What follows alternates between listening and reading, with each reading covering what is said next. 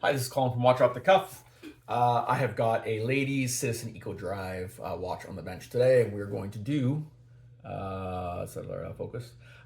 We are going to do a capacitor change on this. So these do not take a standard battery. This one's completely dead. I actually have another one on the bench that's in power saving mode. So even after you've charged it in the sun or we're left on the windowsill, and instead of it going tick tick, it goes wait, tick tick tick, wait, tick tick tick. I should be an actor. Like that was really good.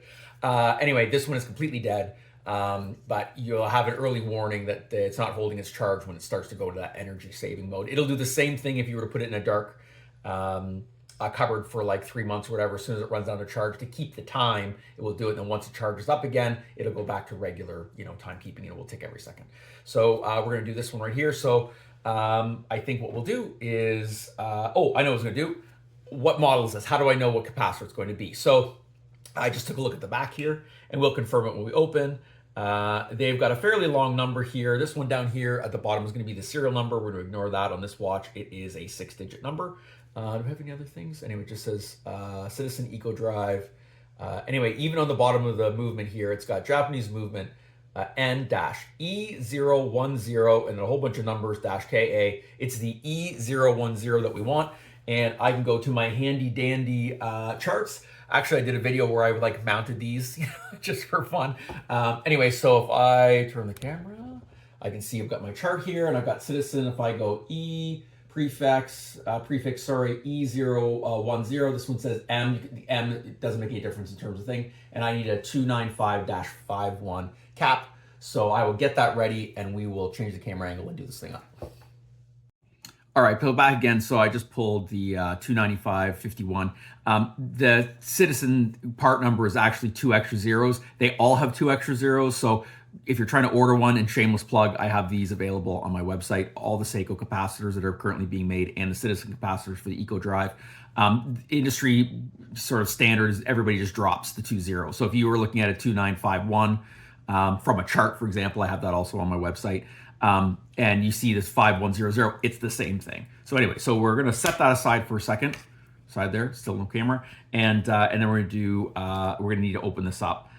Sometimes, you can get away with a battery change and you could just have this in the way and it's okay. But number one, so there's a clear view when I'm doing the video, I'm going to leave it on. But also, depending on the capacitor, and I haven't opened this up, it's still sealed. Some of them have a small screw that holds part of it. It's just better and smarter to open it up if you can get away with it. So what I'm going to do is I'm just going to take out this side of the clasp. It's got a little spring bar in there.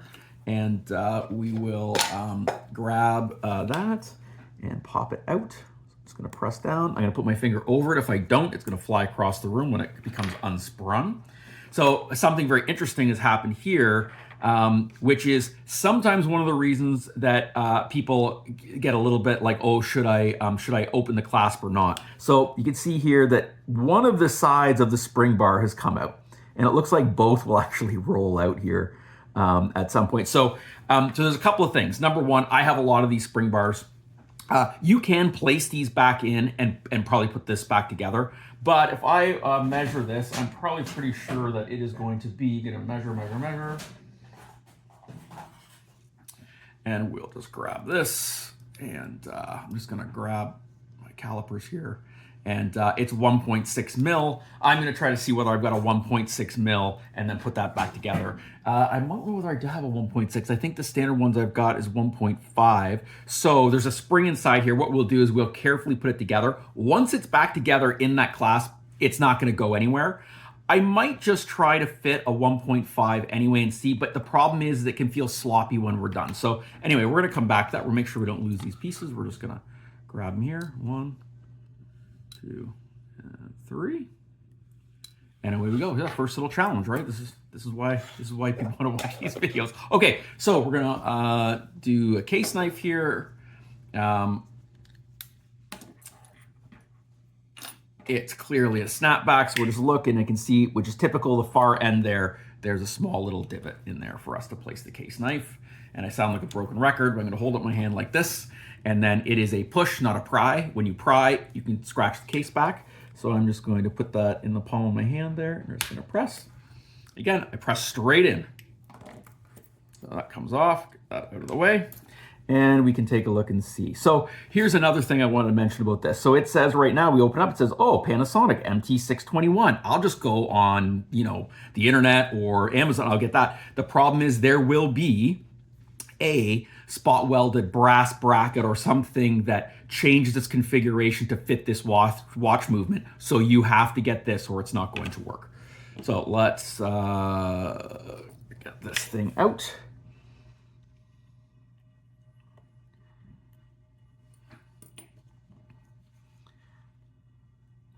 Open up there. Let's work. We're just going to grab that. Here's that little. Just going to gently prise that out. Okay, so I'm just going to grab that with some plastic tweezers. So you can see here that it has a little plated thing, and it's going to fit inside. And it is right here. So we flip that out.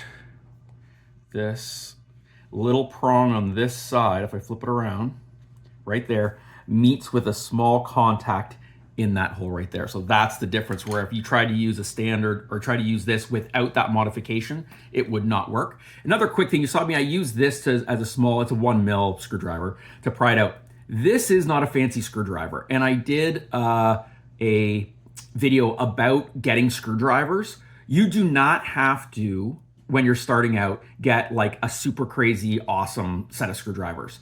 I still use these to poke and pry at things sometimes. There's just a regular plain Jane set of screwdrivers, nothing fancy, probably less than $20. I have these on my website for less than $20.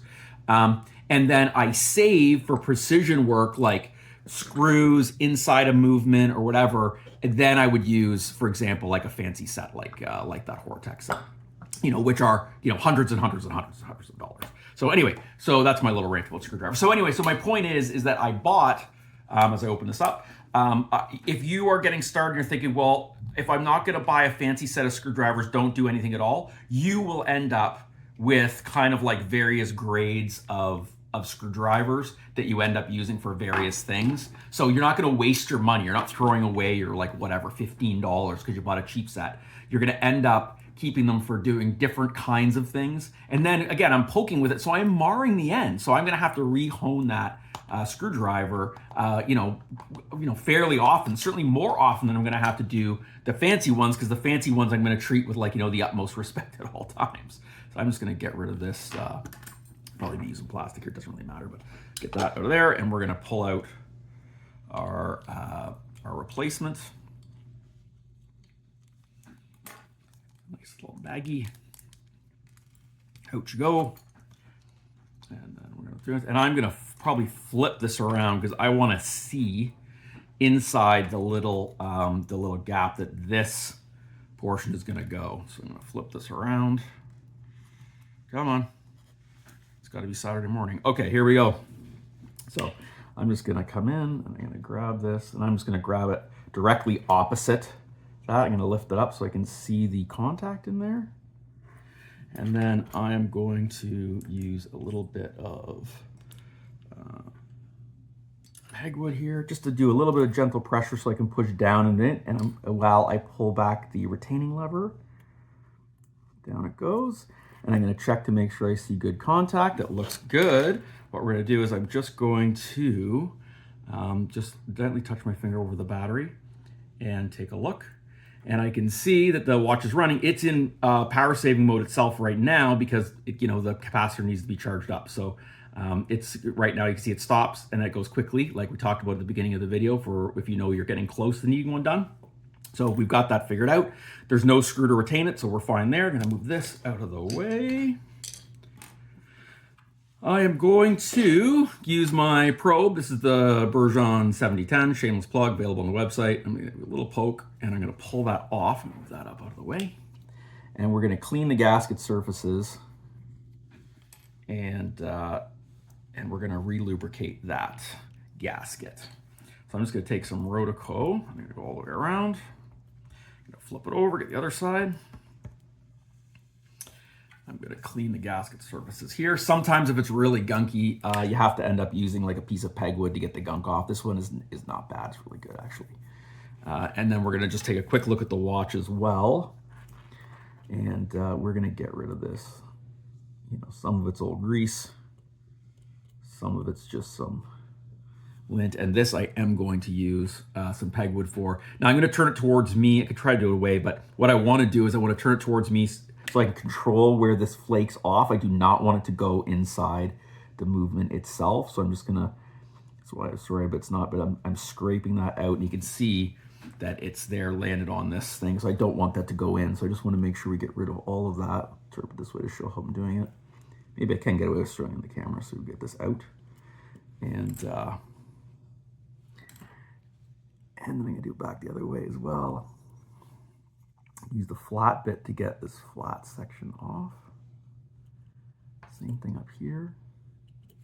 And then we should be able to go back with the Rotocoat and get it pretty clean.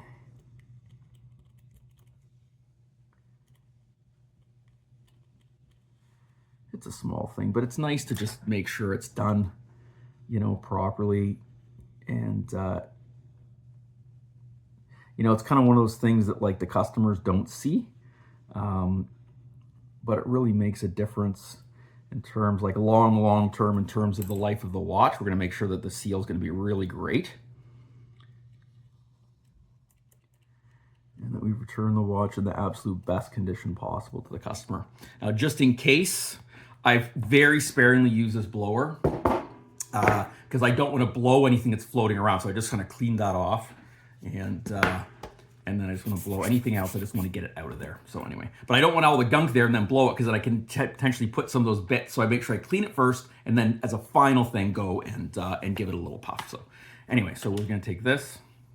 We're going to put it in this Lubra box. This Lubra box made by Hortec. It's got silicone 7 in it. I've had a few people in the past ask me about what kind of grease to use. You can always get away with using this as well. So it's like general silicone for watches. And I'm just gonna put this down. Now this is a flat gasket, so I don't wanna like roll it over. I'm placing it into the sort of freshly clean seat. And then we will line up the notch that's here with the crown. Before I press it down, I'm gonna look and just confirm that there's 12 o'clock up and the writing is this way up. So we just double confirm that that's thing. So we may or may not need the press. I'm gonna do it by hand first. We'll see. And that popped right back in. I always like to just a quick inspection all the way around to make sure that it's seated properly. Okay, so let's go back to our clasp issue and see whether we can either fit it with a new one. We'll try that first, and if not, we should be able to, with a little bit of you know, fiddling around, be able to use the original pieces there. Again, just because they've popped out, it's fine. They're contained in here, so once they're pushed back in, it's completely secure. The watch was like that all along, but again, it's just like, can I do the little things to make sure that it's as perfect as I possibly can given the resources available? So I'm gonna take a quick look in my spring bar collection. I'll be right back. Oh, before I do that, I'm going to measure the width so I know what size of spring bar I'm looking. We already did a measurement on the diameter of the spring bar itself, because I want it to fit as snugly as possible into this sleeve, and it looked like it is 11 millimeters. So we're gonna get an 11 millimeter spring bar. Be right back. Okay, so I grabbed an 11 millimeter 1.5. When you actually buy 1.5 mil, they usually come in at about 1.45. They lose about half a mil. So I popped it in there and I felt it. There, we put it in there. Come on, get in there, you know you want to. And it feels pretty loose. Like I think we want to stick with the other one, and we'll try to reuse the other one if we possibly can. I did say, okay, well, can we go up to 1.8? I just grabbed a random 1.8, and the first one I grabbed, and you see it's too tight. It won't go in the 1.8. So we are going to go and we're going to reuse the spring bar that was available here for the clasp. Be right back and put the other spring bars away. All right, so this is going to put my my skills to the test here. We're going to see with how much finesse can I put in these spring bar pieces into here and make it look as eloquent as I possibly can. Okay, so I'm gonna grab, I just stuck it in the end. It already popped out, so that's fine. We're gonna go here. here. There you go. And then we're going to pop this into the end.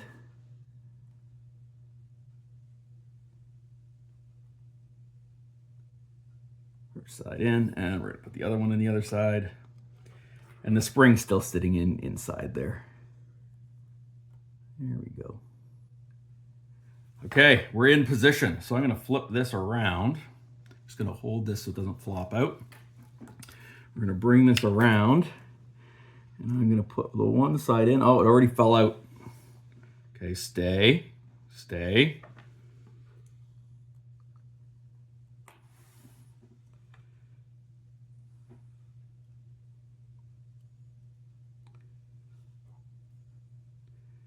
Okay, I got it in position again. Okay, so we're going to pop it in there. No, it's still popped out.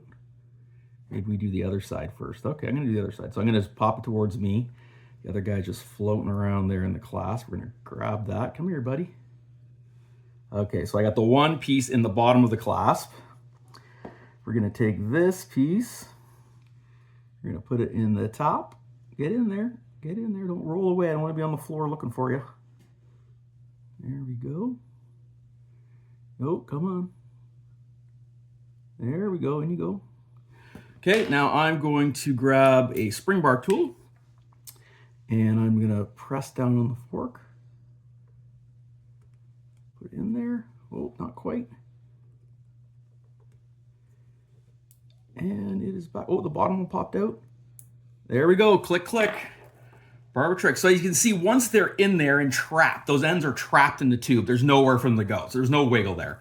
So that is extremely secure.